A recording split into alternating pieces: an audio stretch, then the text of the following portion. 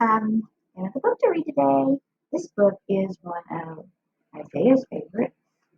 It's called Lunch. And it reminds me of a little boy who likes certain foods and he doesn't really like other ones. So I know a lot of us are like him. So let's see what Zach's lunch is all about. It's by Margie Palaty. It's illustrated by Howard Fine. And there's some really cool pictures. Okay, here we go. Zach's lunch.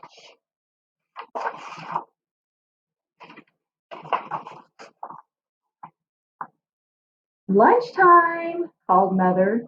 Zack skipped down the stairs two at a time and ran to the kitchen. George pounded close behind and skidded across the linoleum. Zack stopped. George stopped. "Yuck!" said Zack. "Yuck what?" said Mother. "Yuck that!" said Zack, pointing to his plate and making a yucky face. "Ham and cheese!" "Woof!" said George.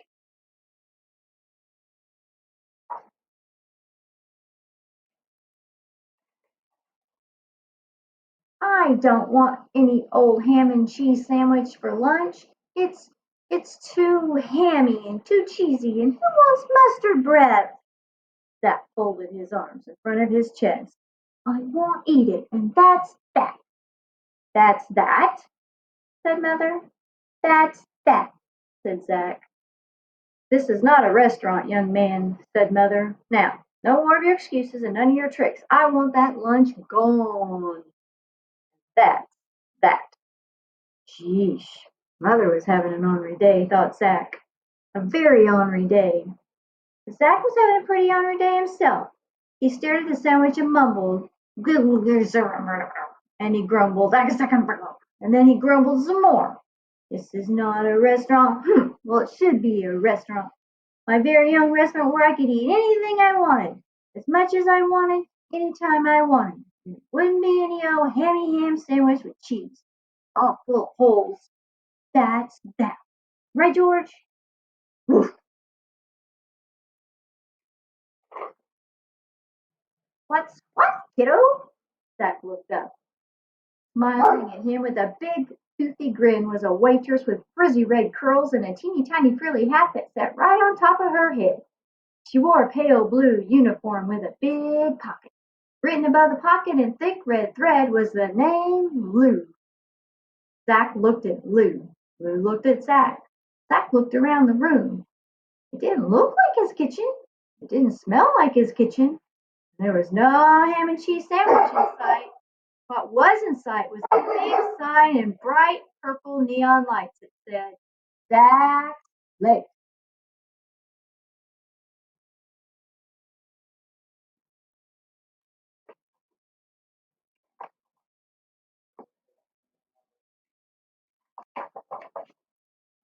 Lou pulled a pencil from behind her ear, wet the tip of her tongue, and tapped her order pad. "Ready and waiting. Let her rip." "Really?" said Zack. Lou laughed. "Do rolls roll? Do beats beat? Does chili chill?" Zack grinned. "I'll have a hamburger." "A hamburger?" Lou wailed. "Well, isn't that just an eensy teensy bit boring?" Double cheeseburger, maybe?" said Zack with a tad of hesitation. Lou sighed and nodded to the sign that said Zack's Place. "Work with me, Cupcake, work with me." Zack looked at the sign. He looked at Lou. Zack looked at George. And George looked at Zack. "Okay, then, here goes," Zack said, taking a deep breath. "Make that a triple decker super duper burger deluxe with lots of grease and running ketchup, fried onions, gooey yellow cheese that squirts at you when you take a bite, and at least a pound of pickles, the kind that make your mouth pepper." "Now we're talking," Lou said, scribbling the order on her pad. "Hey, Cookie," he called out, "one moo meat all the way, and don't be cheap with the grease." Zack looked down the long pink counter and watched the man in the apron and paper white hat flip hamburgers while the grill crackled and spat.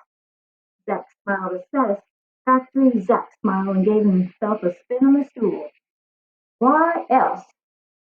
asked Lou. What else?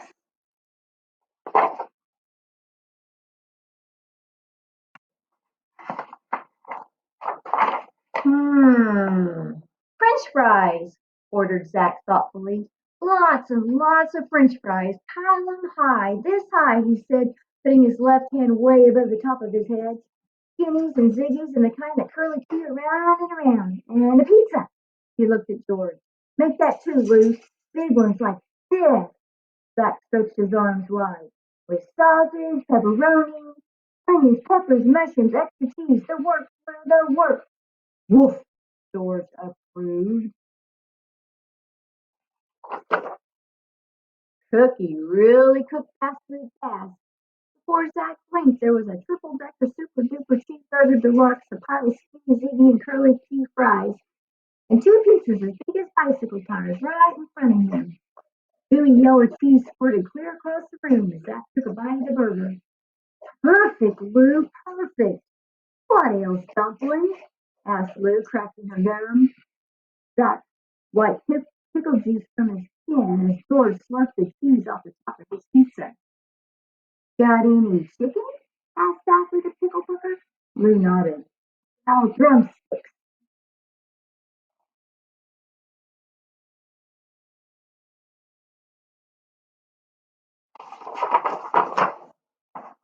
Fry the bird! All pins! Lou called out to Cookie. Zach stuffed a handful of Ziggies into his mouth, picked a piece of pepperoni off of one of the slices of pizza, and tossed it to George.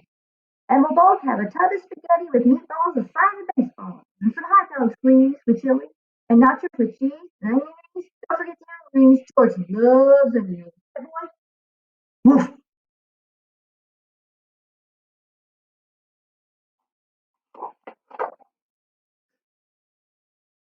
Lou nodded and scribbled, scribbled and nodded, and Cookie cooked and cooked. Working up a thirst yet, Cupcake? Asked Lou as Zach sucked up a large strand of spaghetti. Zach cleared an opening on the counter and peeked through the mountain of meatballs. What do you have to drink? Everything, said Lou. Line 'em up, ordered Zach.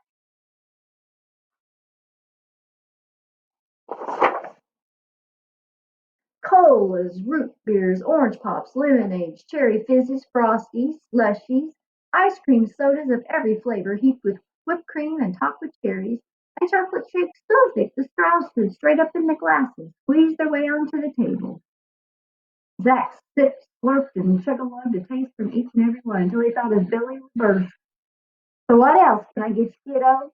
Asked Lou as Zach polished off a second triple root beer float. Zach burped. George felt. Then they both licked some chili off Zach's fingers and thought, hey, cried Lou, I know just what you're craving. You do? Said Zach. Lou do, said Lou. Dessert, coming at you.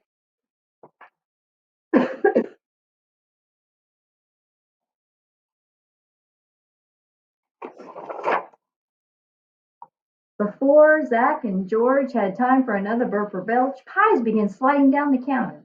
Pie after pie after pie after pie, cherries and berries, creams and meringues. Then came cookies and brownies, candies and fudge. Zach had only tasted one berry and one slurp of meringue before Lou wheeled in a three-tier chocolate cake almost as tall as she was. It was covered with goops and gobs of pink icing and drips and drops of chocolate syrup. It even had colored candy sprinkles stuck all over the sides and top. Go to it, said Lou, handing Zach a fork.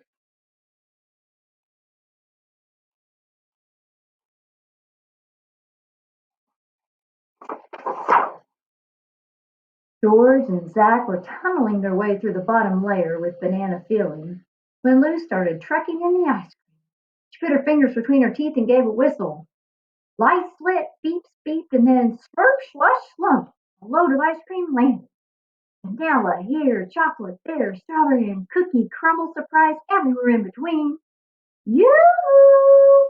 echoed a voice from the other side of the mountain of vanilla.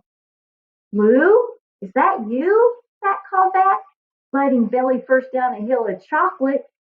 "Yoo-hoo! Lou? That? Lou? That? Lou? Whoop? Huh?" Woof!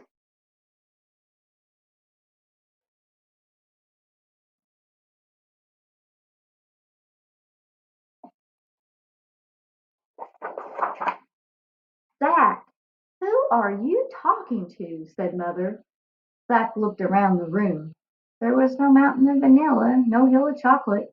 There wasn't even a melted puddle of strawberry or one single crumb of cookie crumble surprise. No clue, no cookie, no sign that said Zach's place. There was only George and Zach and Mother and Zach's lunch.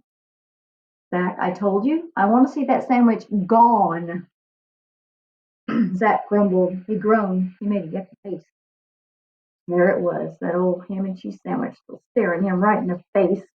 Why, anybody could see it was much too hammy, too cheesy. And no way, no how did he want mustard bread.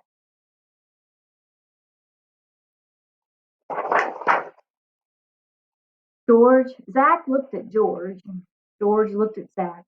George looked at Zach's lunch, and his nose got closer and closer and closer. And when Zach looked this way, his lunch just went that way.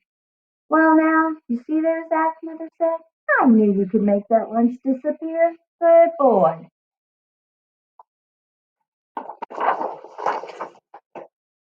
Oof.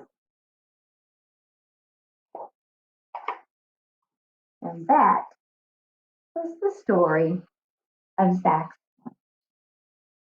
I hope you liked it. Good day. Love you.